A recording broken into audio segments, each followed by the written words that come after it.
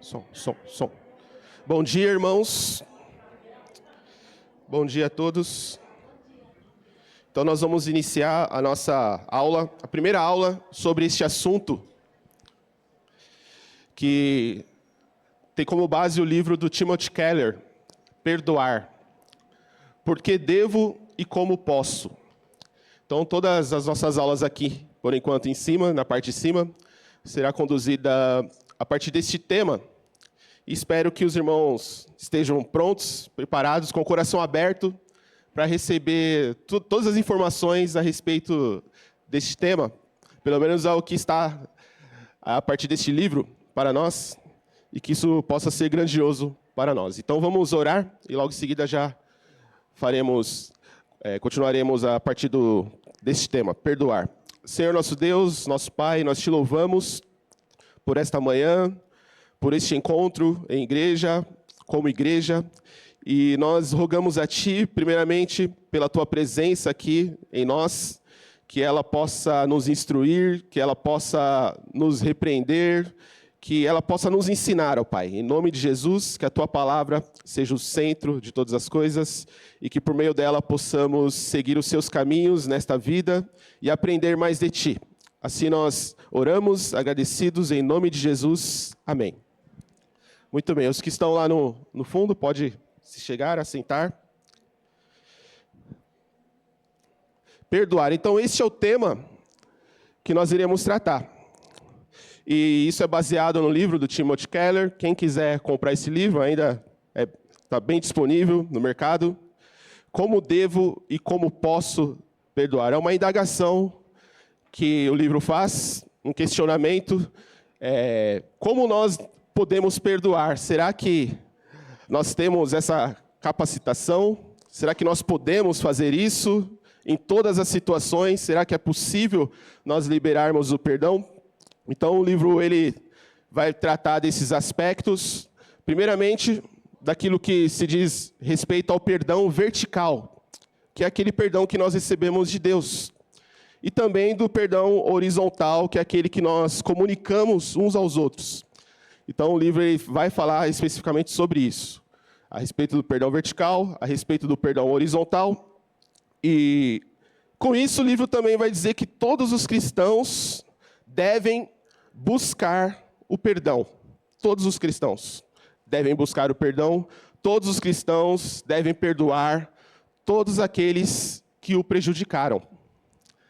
Então, a partir do momento que se torna um cristão, isso já está como meta para a sua vida. Nós vivemos num mundo caído, onde as pessoas continuam pecando, onde nós continuamos pecando, e nós seremos alvos de pessoas que pecam contra nós, que nos prejudicam. E o fato é que Cristo ordena que todos os cristãos perdoem.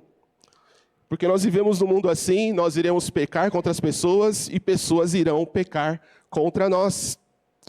Mas o livro também ele vai dizer que ambas as coisas, elas devem caminhar juntas, né? A ideia de que nós recebemos o perdão de Deus e a ideia que nós devemos perdoar. E isso é totalmente possível a nós, tá? Perdoar e liberar perdão a qualquer um que pecar contra nós. Então, uma das afirmações que o livro faz é que o perdão não apenas, ele não impede a busca por justiça, mas que se você não perdoa, não pense que está buscando a justiça, mas você está buscando vingança.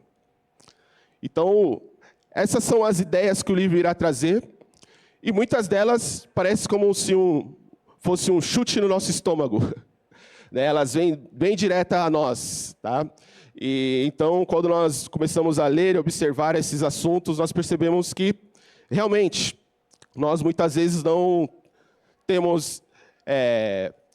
o nosso cristianismo ele vai até certo ponto em algumas situações, e principalmente naquilo que se relaciona ao amor e ao perdão. Tá? Muitas vezes o nosso cristianismo ele esbarra nessas questões. Tá?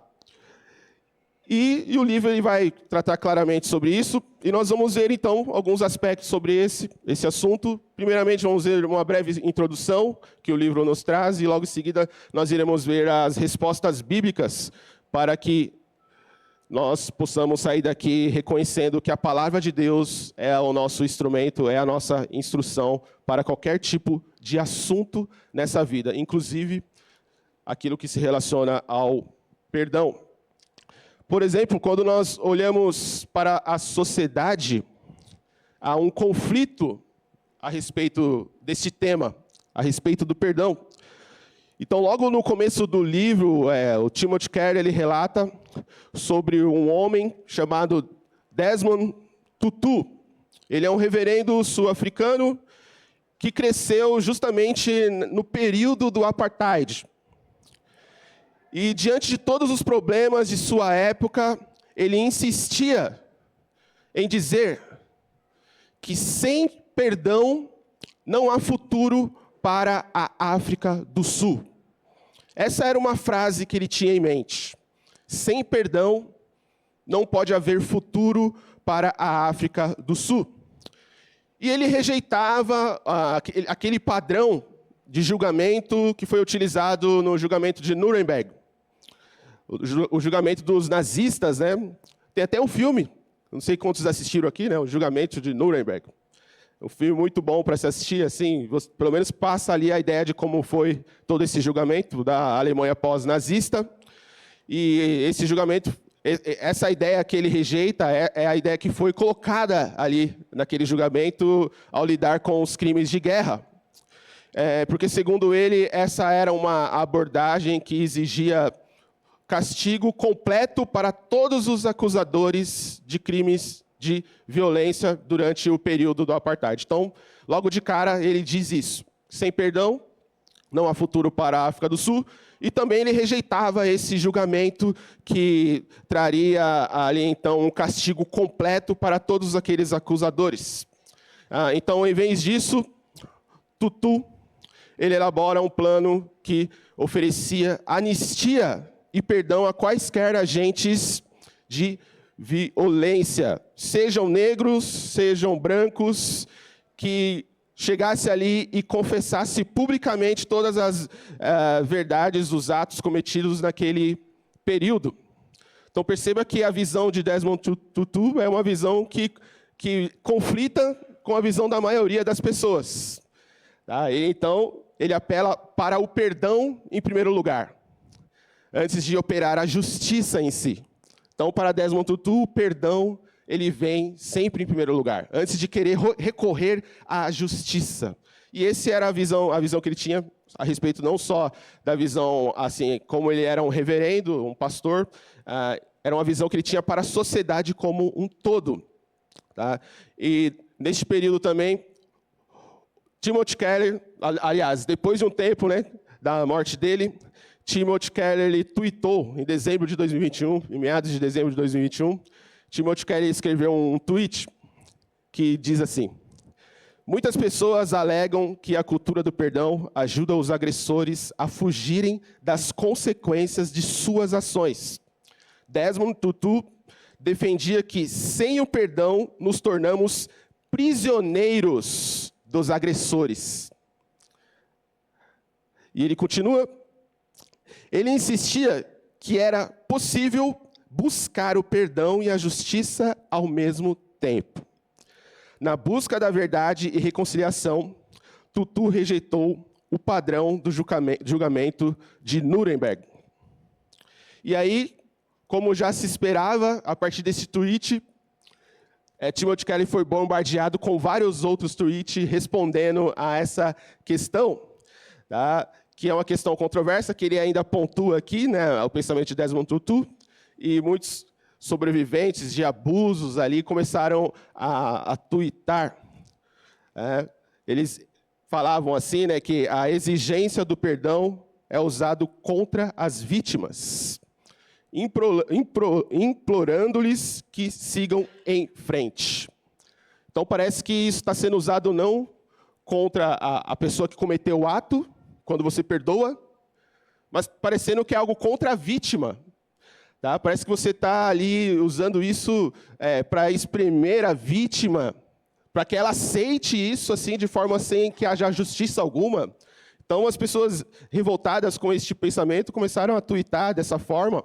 Né? E, além disso, alguns que responderam acharam que este modelo serve de estratégia para as instituições e os agressores fugirem da responsabilidade de seus atos. Então, parece que, ao perdoar, no pensamento de alguns, as pessoas estão dando um aval para que as pessoas que cometeram esses erros graves não sejam responsabilizadas por seus atos. Então, uma outra pessoa que respondeu deste tweet, tá? Ainda não é essa moça, mas diz assim: quando incentivamos as pessoas a perdoar e seguir em frente, estamos ajudando os agressores a escapar de sua responsabilidade. Mas após escrever isso, essa pessoa que escreveu diz assim: Tutu fez um trabalho espetacular. Ele demonstrou e ensinou a verdadeira graça. Então, apesar dela reclamar a respeito disso, ela também tem uma consciência em dizer que ele ensinou a verdadeira graça. Então, parece que aqui é um tweet onde ele ali caminha entre esses dois âmbitos, tá? Onde as pessoas devem, de fato, ser responsabilizadas, mas também elas precisam ver a graça de Deus sobre elas. Ver que há o perdão e a graça que pode ser possível nesse momento. Então, outras pessoas foram além e disseram que a abordagem de Tutu poderia modificar nossa cultura atual do cancelamento. Então, vocês sabem que hoje nós vivemos uma cultura desse tipo, e aí a resposta dessa outra pessoa diz que a visão de Tutu poderia até ajudar a modificar o ambiente atual hoje, que é essa cultura de cancelamento.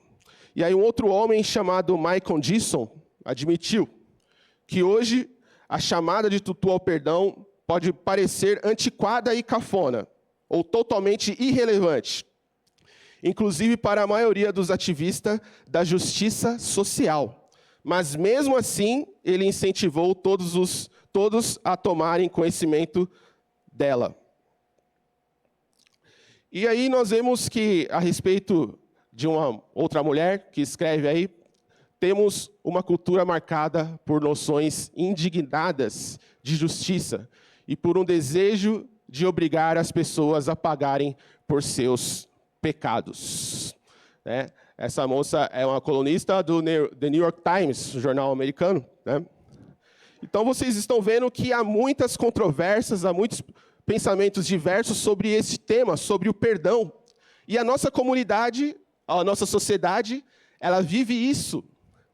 E a questão é como nós, cristãos, podemos agir em meio a esse turbilhão de pensamentos, de opiniões, onde as pessoas tweetam, onde as pessoas têm voz para falar aquilo que pensam.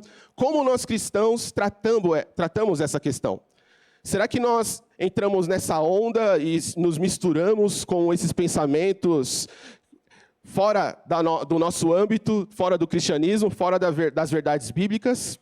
Será que nós misturamos? Será que nós temos uma linha correta a respeito disso?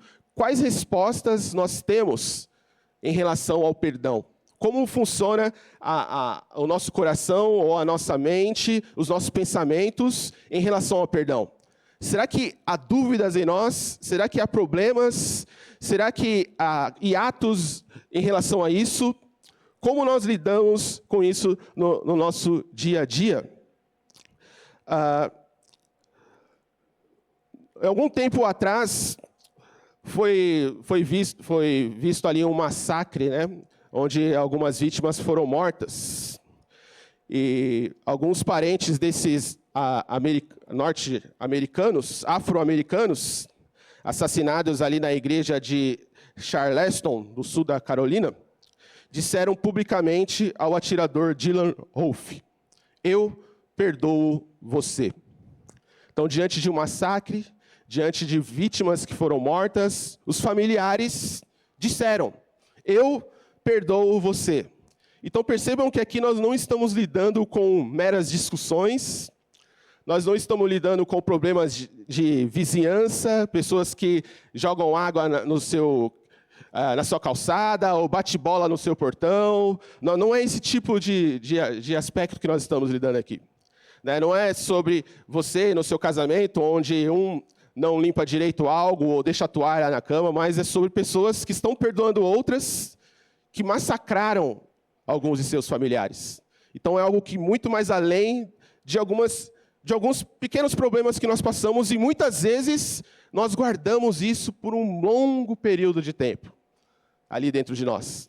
Pequenas coisas que acontecem, nós ali lembramos e relembramos a data, a hora, o momento exato que aconteceu. Nós estamos guardando problemas assim, e pessoas que tiveram ali seus familiares massacrados podem dizer: eu perdoo você. Então o cristianismo que nós vivemos deve ser confrontado neste ponto. Como nós estamos lidando com a questão do perdão às pessoas que nos ferem, que nos prejudicam, que fazem o mal a nós, que contam histórias falsas a nosso respeito, como nós lidamos com elas. Certo? Mas não demorou para uma colunista chamada Stacey Patton. Ela respondeu o artigo publicado no jornal Washington Post. Ela diz assim: americanos negros têm de parar de perdoar racistas brancos. Ela escreveu que a expectativa e a admiração do perdão concedido pelos negros tem a ver com a proteção dos brancos. Essa atitude viabiliza a negação branca sobre os danos causados pela violência racista. Nosso perdão constante somente perpetua o ciclo de ataques e abusos. O perdão imediato, alega Stacey, cria a impossibilidade de responsabilizar os agentes de injustiça por seu comportamento. Em um blog, vemos a seguinte frase: vá para o inferno com essa cultura de perdão. Vá para o inferno com essa cultura de perdão. Ou seja, é necessário buscar justiça em primeiro lugar. É necessário que as pessoas paguem pelo que elas fizeram. É necessário escrever na testa dela o erro que elas cometeram, assim como no passado escreveram ali na testa de um jovem, para que ele seja marcado e para que as pessoas vejam o ato que ele cometeu. É necessário punir essas pessoas de uma forma muito consistente. Então, alguns vão dizer: vá para o inferno com essa cultura de perdão. Sabine Birdsong alegou que continuamos a crer que o perdão torna a pessoa superior. E se ela não conseguir fazer algo tão simples, ela é culpada. Birdsong, em outra fala, coloca a culpa dessa situação no cristianismo, pois para ela o cristianismo carrega uma mentalidade que se manifesta em frases como: perdoe, esqueça, dê a outra face. Para ela, isso nada mais é do que culpabilizar a vítima. Então, Birdsong, ela culpa o cristianismo e a cultura cristã por oferecer frases desse tipo, Então, percebam aí as controvérsias aí. Então, Timothy Keller está tentando chocar aos seus leitores com as realidades a respeito do perdão, como a sociedade dialoga com isso. E em meio a isso, temos um grupo de cristãos, pessoas convertidas, pessoas salvas, pessoas que têm a verdade absoluta, podemos dizer assim, a respeito dos princípios de todas as coisas, porque nós cremos que Deus estabeleceu este mundo e deu ordem a este mundo, deu princípios para as pessoas viverem da forma como Ele deseja e espera para cada um de nós. E nós seguimos tudo isso.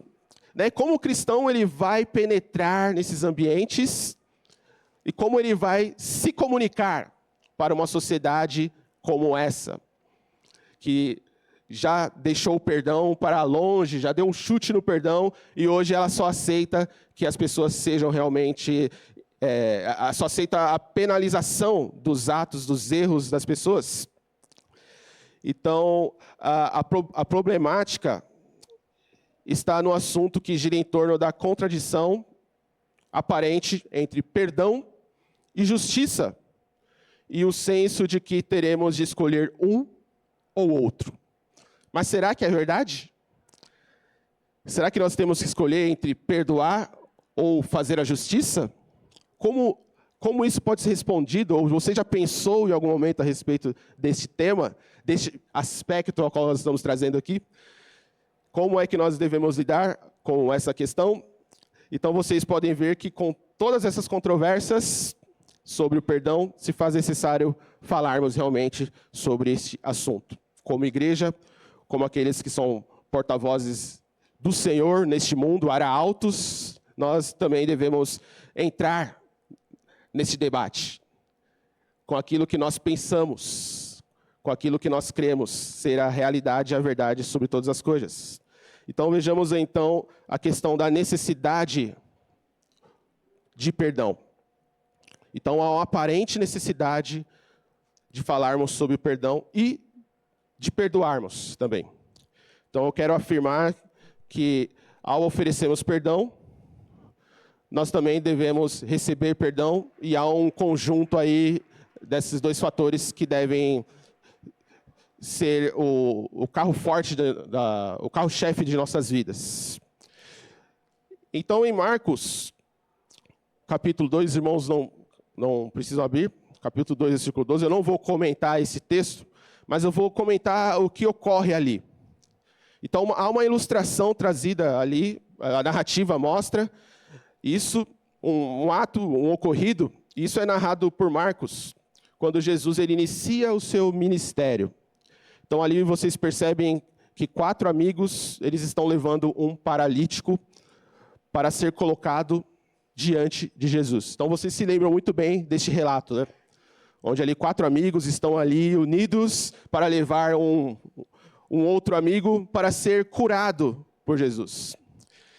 Então, como eles não conseguem entrar pela porta, está uma multidão ali, todos estão querendo ver Jesus, querendo pedir algo a Jesus, eles não conseguem adentrar naquele recinto, naquela casa. Então, ali eles preferem, eles têm uma outra alternativa de subir por cima ali, por uma espécie de um sótão ali, algo que há naquela casa. E então eles descem aquele homem por uma corda, e eles conseguem colocar justamente aquela maca junto com aquele homem paralítico aos pés do Senhor Jesus. Então, o esforço desses 4 jovens valeu a pena. Eles conseguiram, pelo menos a princípio, deixar aquele homem diante de Jesus. Eles buscaram a Jesus e se esforçaram por isso. Não foi fácil, né? Mas eles conseguiram cumprir. Tá? Vocês percebem no versículo 4 que eles desceram e deitaram aquele homem ali aos pés de Jesus. E para o espanto de todos, Jesus não curou de imediato ou imediatamente aquele homem. E em vez disso, quando Jesus percebeu a fé daqueles homens, Jesus diz: seus pecados estão perdoados. Versículo 5. Seus pecados estão perdoados. Agora eu peço a vocês, por algum momento, que você se colocasse na vida deste homem. Ele está ali, ele é um paralítico. Na visão dele, ele deseja que Jesus o cure. Na fé daqueles homens também, é algo que eles estão desejosos, eles estão querendo que isso aconteça. Mas então, simplesmente, Jesus diz: perdoados estão os teus pecados. Aí talvez aqui alguns de vocês diriam assim: olha, Senhor, eu até aceito o perdão dos pecados, mas será que o Senhor não está vendo que eu preciso de uma coisa melhor do que isso? Será que você não está vendo que eu sou um paralítico? E eu preciso fazer as minhas coisas, eu preciso trabalhar, eu preciso praticar meus esportes, eu preciso eu preciso desenvolver a minha vida. E como paralítico, isso impede de que eu faça muitas coisas. O máximo que eu posso fazer é ficar em uma esquina pedindo esmolas, algo do tipo. Então, alguns de vocês talvez comentaria dessa forma, indagaria o Senhor Jesus, que o que ele fez não serviu tanto assim, pelo menos para o momento imediato da vida dele. Tá? Então, talvez você reagiria dessa forma, não gostando tanto da fala de Jesus, ou até mesmo aceitando, mas que gostaria de receber algo melhor. Então, se você tivesse dito isso, Jesus diria a você: não, você não tem uma necessidade maior do que essa na sua vida. Jesus seria bem direto. Jesus ele falaria a verdade, porque ele conhece a verdade, ele conhece tudo o que nós necessitamos. E muitas das nossas necessidades não são verdadeiramente necessidades aos olhos de Jesus. Muitas das coisas que nós queremos, muito daquilo que nós almejamos, não é uma necessidade para Deus, a nós. Então aí nós vemos um conflito entre aquilo que eu vejo como necessidade e aquilo que Deus vê como necessidade para a minha vida. E muitas vezes eu fico buscando que as outras necessidades venham até mim, mas Jesus, ele é bem direto, bem taxativo e diz que realmente, Jesus diria, no caso, se aquele homem perguntasse, que essa não é uma necessidade. Então, talvez você diria, mas veja essas pessoas, elas estão aí todas andando, todas caminhando, e se eu conseguisse caminhar novamente, eu seria mais feliz, eu teria uma vida mais pacífica, eu poderia desenvolver melhor, eu seria alguém de bem com a vida. Talvez se eu tivesse essa cura, eu ficaria totalmente satisfeito, não precisaria de mais nada.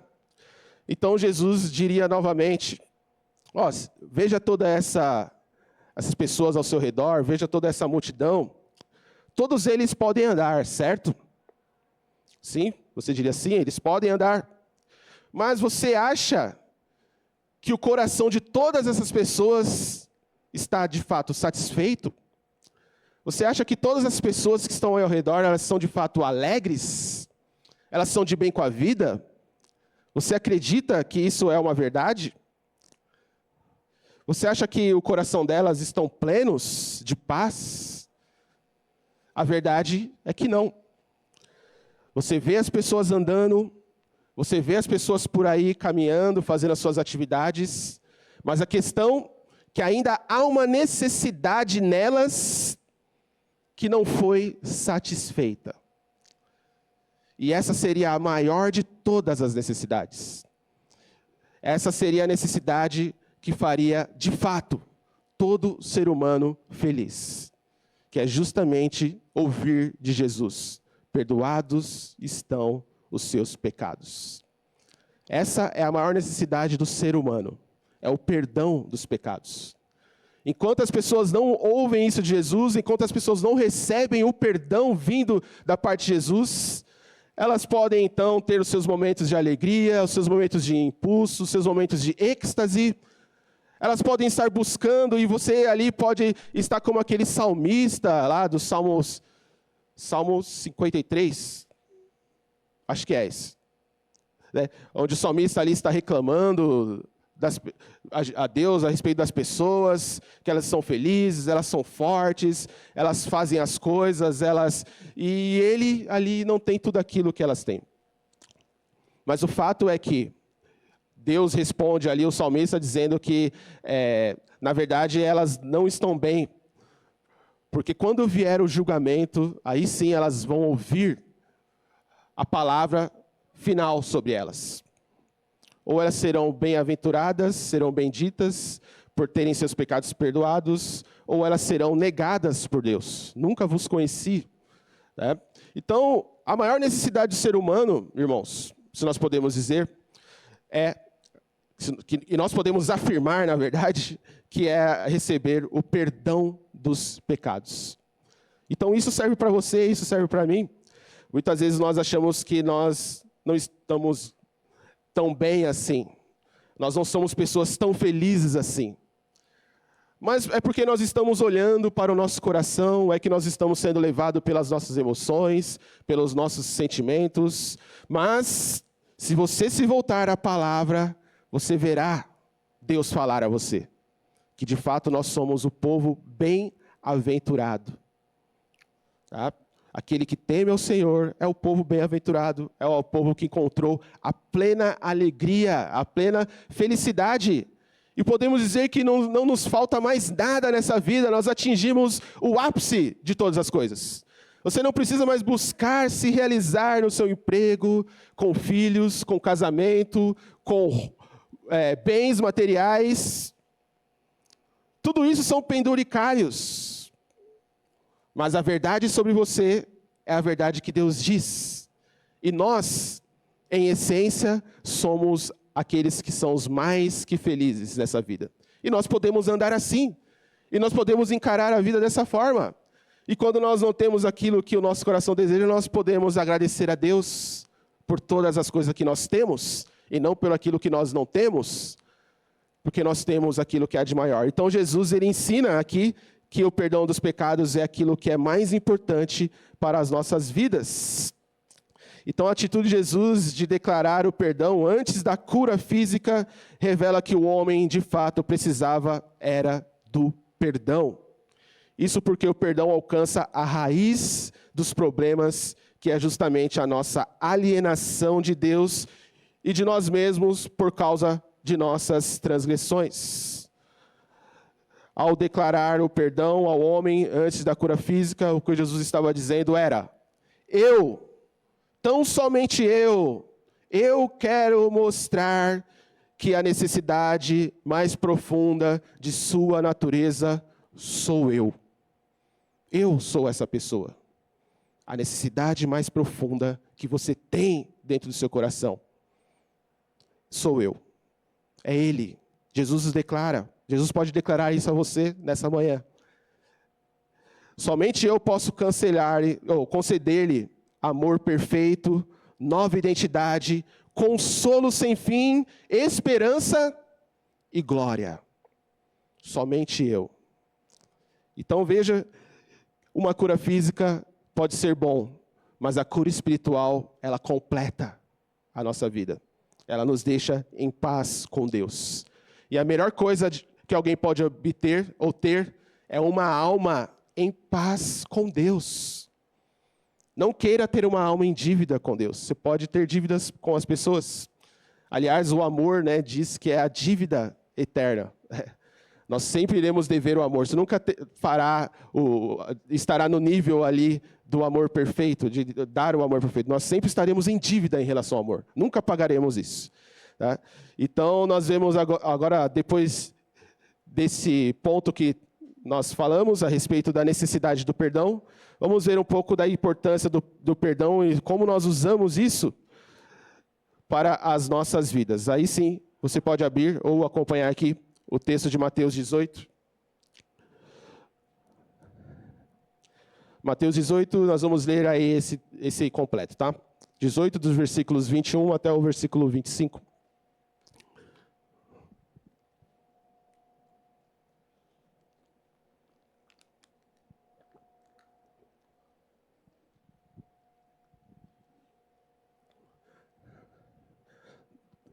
Então, esse texto, o Mateus, ele narra dessa forma.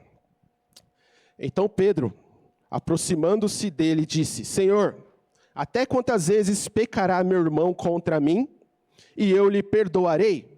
Até 7? Versículo 22, Jesus lhe disse: Não te digo que até 7, mas até 70 vezes 7.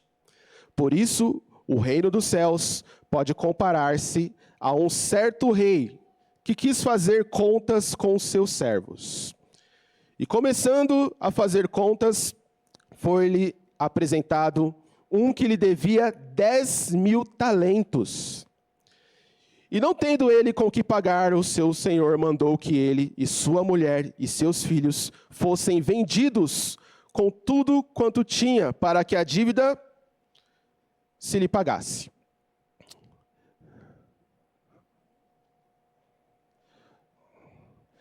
Então, aquele servo, prostrando-se, o reverenciava, dizendo: Senhor, seja generoso para comigo, e tudo te pagarei. Então o senhor daquele servo, movido de íntima compaixão, soltou e perdoou-lhe a dívida. Saindo, porém, aquele servo encontrou um dos seus conservos, que lhe devia 100 dinheiros, e lançando mão dele, sufocava-o, dizendo: paga-me o que me deves. Então o seu companheiro, prostrando-se a seus pés, rogava-lhe, dizendo: seja generoso para comigo, e tudo pagarei. Ele, porém, não quis, antes foi encerrá-lo na prisão, até que pagasse a dívida. Vendo, pois, os seus conservos o que acontecia, contristaram-se muito e foram declarar ao seu senhor tudo o que se passara. Então o seu senhor, chamando-o à sua presença, disse-lhe: servo malvado, perdoei-te toda aquela dívida, por que me suplicaste? Não devias tu igualmente ter compaixão do teu companheiro, como eu também tive misericórdia de ti? E indignado, o seu senhor o entregou aos atormentadores, até que pagasse tudo o que lhe devia. Assim vos fará também meu Pai Celestial, se do coração não perdoares cada um a seu irmão as suas ofensas. Então essa passagem aqui, ela mostra a parábola do servo impiedoso. Então todo este contexto aqui, vocês vão observar, que ele gira em torno de uma pergunta que Pedro faz sobre os limites do perdão. Então notem aí que Pedro é um judeu e sabe então as regras judaicas, né? Que pelo menos 3 vezes era considerado muito piedoso alguém perdoar alguém. Se por 3 vezes no mesmo dia aquela pessoa errasse, era muito piedoso já você perdoar aquela pessoa. Mas então aqui Pedro, com o intuito assim de ir um pouco além dos fariseus, talvez ele tenha observado o Sermão do Monte, ao qual Jesus fala que deve-se ir além dos fariseus e publicanos. Aqui ele diz bem alto, né? Senhor, quantas vezes eu tenho que perdoar? Até 7 vezes? Então ele coloca até um número bom ali para se perdoar alguém no mesmo dia, alguém comete as falhas contra você. Mas a resposta de Jesus, ela então surpreende quando ele diz, não apenas 7, mas 70 vezes 7. Então, com essa resposta, Jesus ele quer dizer que você deve perdoar todas as vezes alguém que errar contra você. Todas as vezes. Não importa quantas vezes ela errar contra você, no mesmo dia, Jesus está dizendo que você deve perdoar. Como cristão regenerado que recebeu o perdão vertical de Deus, você tem essa incumbência de perdoar alguém. Não importa qual foi o erro que essa pessoa cometeu, você deve perdoar. Tá? Então, aí Jesus, para explicar melhor isso, essa parábola, ele então introduz aí ele introduz uma parábola, na verdade, né? Ele introduz aí uma história que narra um acontecimento. Então, vocês percebem, essa parábola, ela é dividida em algumas cenas. Nós temos a cena onde ali se encontra nos versos 23 e 27. Então, o primeiro aí é apresentado o servo e o seu senhor. Aqui é revelado nos versículos de 23 e 24 que há um débito, uma dívida que seria de impagável, podemos dizer assim, para aquele homem. E aí nós temos o decreto que está no versículo 25. Porque incapaz de pagar, o servo e toda a sua família devem ser vendidos como escravos. Isso foi o que o Senhor, o rei, decretou. E aí, logo em seguida, há um desespero por parte daquele homem. E no versículo 26, nós vemos o pedido de paciência por parte do servo. Ele solicita ao rei, ao Senhor. E depois disso, você observa no versículo 27, nós vemos a misericórdia do Senhor. Que Deus, o Senhor, ele ouve aquele pedido e age com misericórdia. E então dá a soltura àquele homem, a partir do perdão. E não só a soltura, mas isso vem com um perdão pleno e um ato de assumir a dívida daquele homem. Então vocês estão percebendo aqui algo que nós vamos falar bastante sobre isso, sobre assumir a dívida, um dos significados do perdão. Logo em seguida, vemos uma outra cena, que elas correspondem aí aos versículos 28 e 30. Então, nessa cena, nós somos levados a olhar a crueldade do servo contra um conservo que deve uma pequena quantia. Então, você vê aí o pedido por piedade por parte do conservo, versículos 28 e 29. Então, esse homem, ele implora por um pouco de tempo, um período de tempo para que se possa pagar. E a resposta sem piedade do servo está no versículo 30. Sua atitude é de não perdoar e de lançar na prisão o que devia pouco.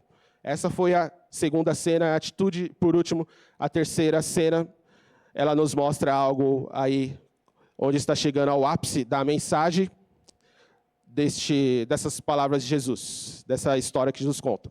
A cena 3 está nos versos aí 23, ou 31 a 35. Então, nessa cena, nós vemos o servo perdoado e o encontro que ele tem com o Senhor, que havia perdoado uma dívida imensa. Tá? Então, neste encontro, o servo que fora perdoado é confrontado com o Senhor. Versículos 31 e 32. Primeiramente, ele é lembrado. Tá? Ele diz assim: perdoei toda aquela dívida. Tá? E você? Quais foram as atitudes que você teve após isso? Então, ele é acusado também de um servo malvado.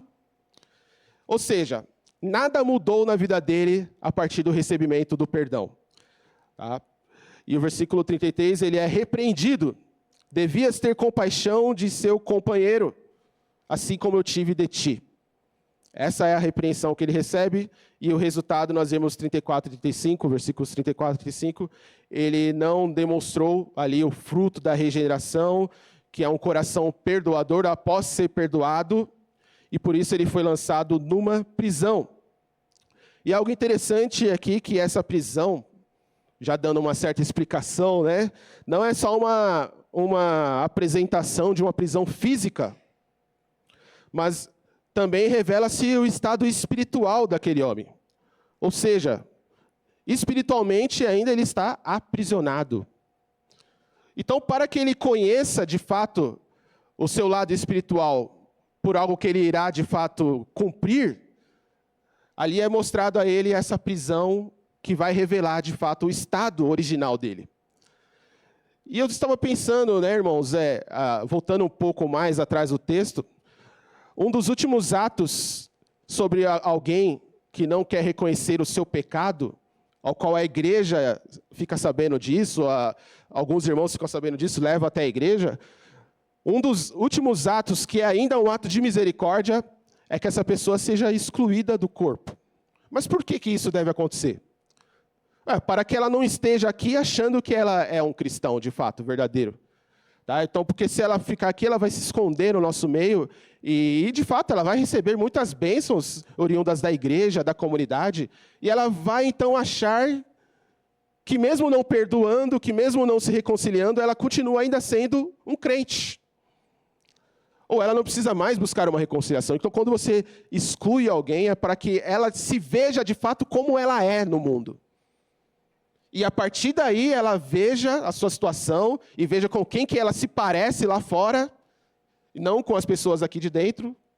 Ela vai de fato se enxergar e ver como alguém necessitado da graça, do amor e da reconciliação de Deus.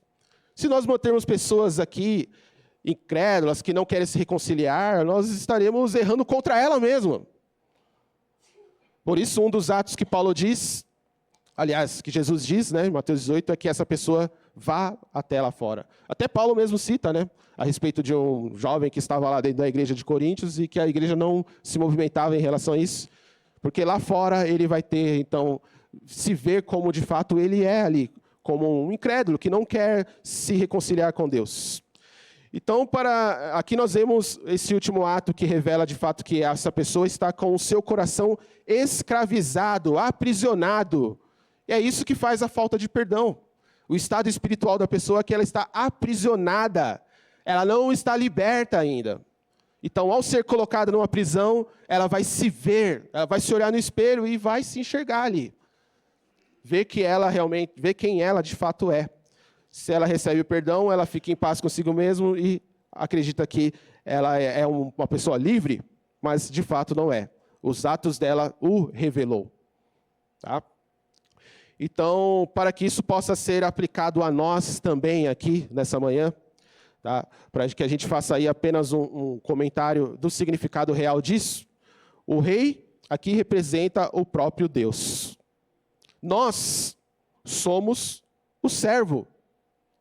Os 10.000 talentos são a dívida infinita que temos com Deus. E essa dívida, ela simboliza a nossa incapacidade de quitar o pecado diante de Deus. O perdão divino é um ato de graça soberana. O custo do perdão foi pago na cruz por Jesus. Então, esse custo foi pago por Jesus. Isso é basicamente o significado dessa parábola. Então, eu te convido a olhar um pouco mais. Nós vamos ficar esse período final olhando um pouco mais sobre essa parábola e identificando aqui nessa parábola a dificuldade do perdão. Então, a dificuldade do perdão ela pode ser percebida a partir da proposta, primeiramente, ali, de reparação do servo. Então, tendo em vista, hoje, que a sociedade atual considera o perdão, como nós vimos na introdução, difícil e problemático, a parábola, então, encara isso como verdadeiro. Isso, de fato, é verdadeiro. O perdão é algo difícil, é algo problemático. E um dos pontos que a parábola toca é que a sociedade tem essa razão. É difícil, em primeiro lugar, irmãos, receber o perdão. Então, olhem para a dívida enorme deste homem. Isso nos ensina também que a nossa dívida com Deus é algo grande demais para que eu e você possa sanar essa dívida com as nossas próprias competências. É muito grande essa dívida. E se o perdão de Deus não pode ser merecido de jeito nenhum, então qual é a nossa única esperança? É que esse perdão seja algo gratuito a nós. Porque nós não podemos pagar essa dívida. De forma alguma. Ninguém pode ser aqui petulante, soberbo, a ponto de dizer, não, eu vou pagar essa dívida. Ou ninguém pode chegar no céu dizendo a Deus que foi capaz de pagar a dívida do perdão sem Jesus Cristo. Ora, mas quando cada um de nós chegar no céu, nós devemos dizer que foi por causa dos merecimentos de Cristo Jesus que nós podemos entrar ali naquele local. Porque se não for isso, ninguém pode advogar a sua própria causa diante de Deus. Nenhum ser humano pode. Como diz lá em Romanos 1, ninguém, todos estão errados. Todos estão distantes de Deus.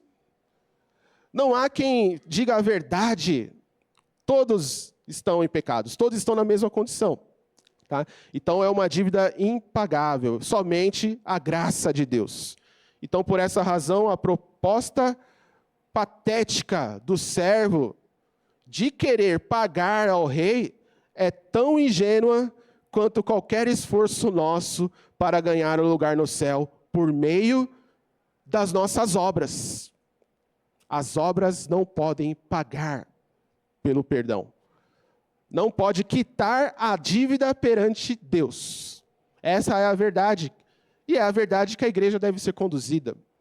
Nós não podemos pagar de forma alguma a nossa dívida em relação a Deus. E isso então reflete na proposta patética daquele servo. Espere um pouco que eu vou conseguir pagar. Irmãos, isso é tão fútil quanto você querer pagar uma dívida, por exemplo, de 400 bilhões de reais com moedas de R$1. Você nunca irá conseguir quitar isso. Então você vai e diz, olha, eu devo 400 bilhões, então eu vou pagar aqui R$1 por mês, aqui, você aceita isso? Isso é algo irreal. Isso não tem nenhum sentido. Então, por isso que no versículo 26, a fala do servo, ser paciente, eu pagarei. Nunca isso será pago. Não há esperança sem a graça de Deus. Não há esperança ao pecador sem o perdão gratuito de Deus. Não há como nós entrarmos em um relacionamento com Deus apenas pelos nossos próprios méritos, mas sim pelos méritos de Cristo. Mas também o perdão, ele é algo difícil para o próprio Deus, porque ele enfrenta os obstáculos para o perdão. Então, apesar de a parábola não dizer claramente sobre este ponto, diretamente, mas de uma forma indireta, no contexto amplo, na analogia fidei, na analogia de toda a Bíblia, de toda a Escritura, nós temos aí essa ideia lançada. Pois na história bíblica nós vemos os obstáculos que Deus enfrentou para o perdão. Ela traz indício do custo extraordinário que é esse perdão. Em João 10,15 vai dizer assim: assim como o Pai me conhece a mim, também eu conheço o Pai, e dou a minha vida pelas ovelhas. Percebam então que o custo do perdão para Deus também é alto, pois ele teve que dar a Deus a vida do seu filho. Deus pede para que isso aconteça, e Cristo também ele reconhece que isso é necessário, que somente o preço pago por ele na cruz pode pagar essa dívida. Ou seja, a morte de um Deus eterno, a morte de um Deus infinito, a morte de um Deus que é imanente, transcendente, alguém que não está dentro do tempo, alguém que é e existe por si mesmo, e ele existe porque ele é autoexistente. Assim como ele existe por si próprio, e ele se satisfaz a si mesmo, ele não precisa de ninguém para se satisfazer. Deus, ele é autoexistente, assim como se satisfaz por si próprio. Somente um Deus eterno para pagar uma dívida eterna. E além disso, o sacrifício de Jesus, como diz lá os relatos de Hebreus, é um sacrifício eterno. Não como aqueles feitos no Antigo Testamento que eram temporários. Mas por que tem que ser eterno? Porque a nossa dívida é eterna. E Deus eternamente é o nosso sacerdote, ele clama a Deus eternamente. Enquanto Jesus está ali clamando por nós, nós estamos aqui aceitos por Deus. Essa é a nossa condição. E quando é que Jesus vai parar de clamar? Nunca. E quando é que Deus não vai ouvir uma oração de Jesus? Nunca. Todas as petições de Jesus são aceitas por Deus, inclusive aquelas realizadas em João 14,15 e aí por diante, por nós e pelos apóstolos. Então, para Deus é um obstáculo. O perdão, assim, por último aqui, somos instruídos que o perdoar também é difícil para nós. É difícil receber o perdão e é difícil perdoar.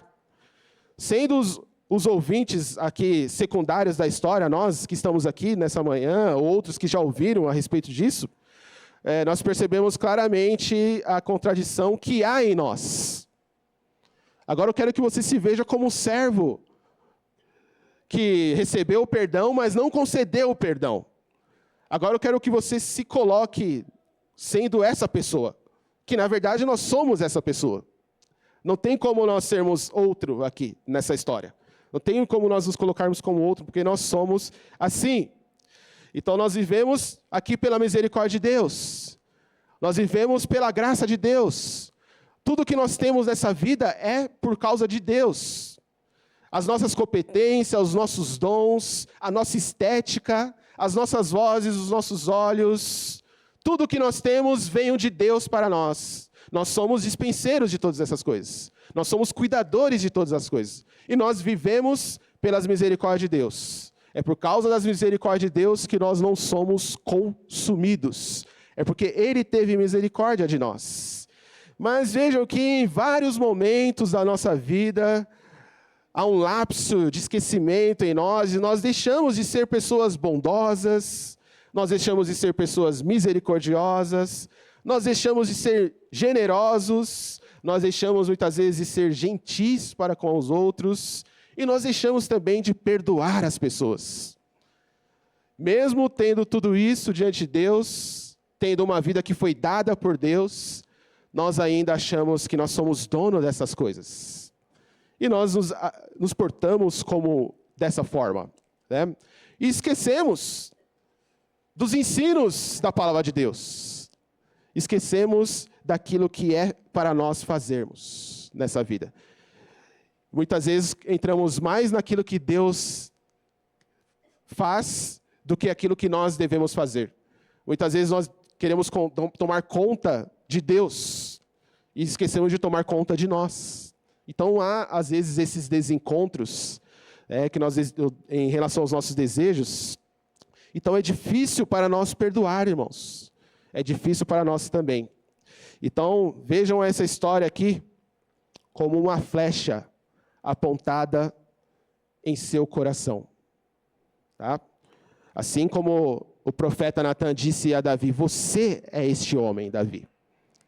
Depois de ter contado aquela história da ovelha que foi pega, aqui também Jesus está dizendo para nós que nós também agimos assim, em vários momentos da nossa vida.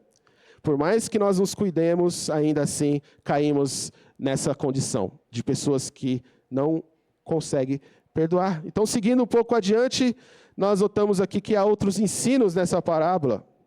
Por exemplo, aqui nos é dado uma definição do perdão, e essa definição pode ser encontrada na forma como o rei age. Então, aqui no papel de rei, ele fez 4 coisas.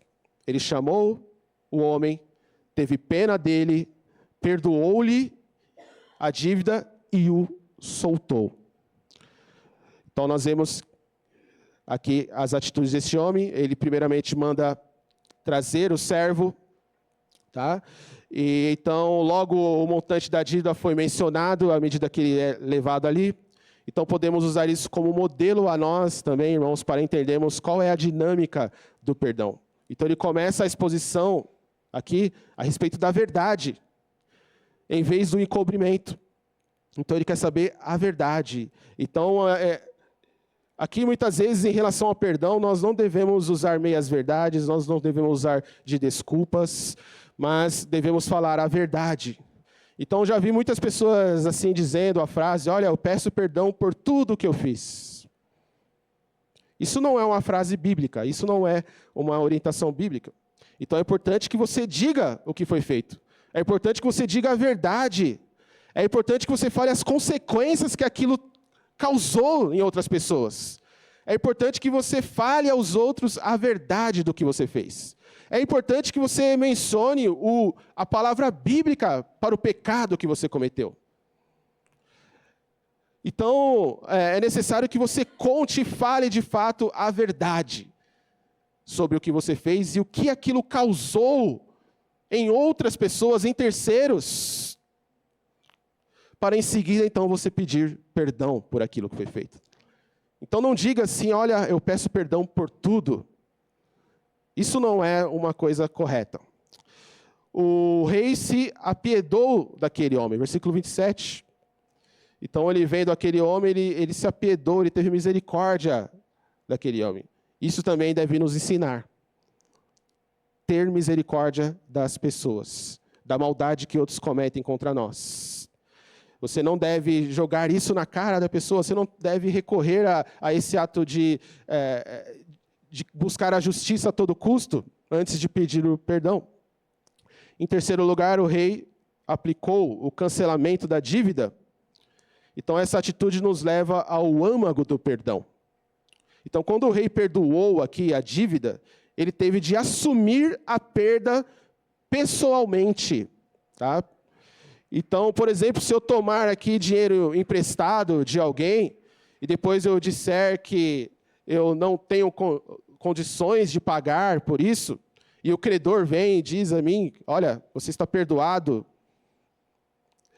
Isso significa que ele assumiu a dívida. Isso significa que ele assumiu o dano que eu causei.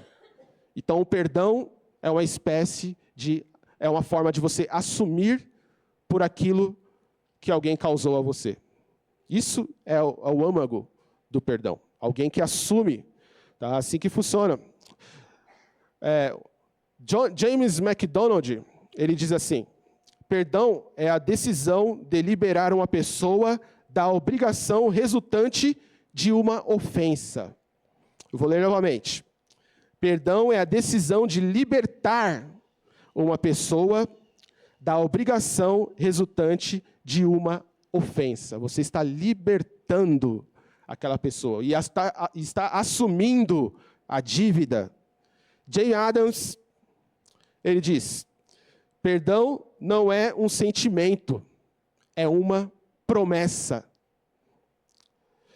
Então, Deus, quando nos perdoa, Ele nos faz saber, Ele nos promete que não vai mais conservar registrados contra nós os nossos pecados. Não é verdade? Lá em Isaías 43, 25, vai dizer, sou eu mesmo aquele que apaga as suas transgressões, por amor de mim, e que não se lembra mais de seus pecados. Então, a promessa do perdão, ela envolve não trazer a questão ao ofensor, não levar a questão aos outros, não trazer a questão para si mesmo. E para encerrar, que agora o nosso tempo de fato acabou, tá? A última e quarta atitude do perdão está descrita aqui na parábola, foi que ele soltou o servo. Versículo 27. Então o servo ele não era mais devedor e traidor da confiança do rei, mas cidadão e servo novamente. Então todas as atitudes do rei revelam que ele quer reatar o relacionamento. Então essa parábola nos faz enxergar como o rei está buscando relacionamento com aqueles que devem para ele. Eu acho que isso, para encerrarmos essa manhã, é muito útil para nós. Saber que em Deus, em Cristo Jesus, Ele desceu até nós. Não fomos nós que fomos até Ele. Tá? Neste aspecto, a salvação é monergista, né? Não sinergista. É Deus que trabalha em conjunto com a Trindade, né? Para operar a salvação. Porque Deus, ele decreta a salvação. Cristo executa o ato de salvação. E o Espírito Santo sela a salvação em nosso coração. Esse é o Deus ao qual nós servimos. E para que essa manhã a gente não saia daqui sem nos questionarmos, nós devemos pensar nessa reflexão da forma como nós recebemos o perdão vertical de Deus e na forma como eu e você, nós temos que dar o perdão horizontal a todos aqueles que nos pedirem perdão. Nós não devemos guardar isso, mas nós devemos cumprir. E eu vou dizer a você que o mundo depende disso. O mundo depende dos crentes. Porque os crentes são aqueles que perdoam qualquer pessoa e são aqueles que têm o amor como uma dívida impagável. Todo aquele que eu ver, eu devo amar. Que Deus nos ajude assim e que Deus abençoe cada um de vocês nessa manhã. Pessoal, a gente vai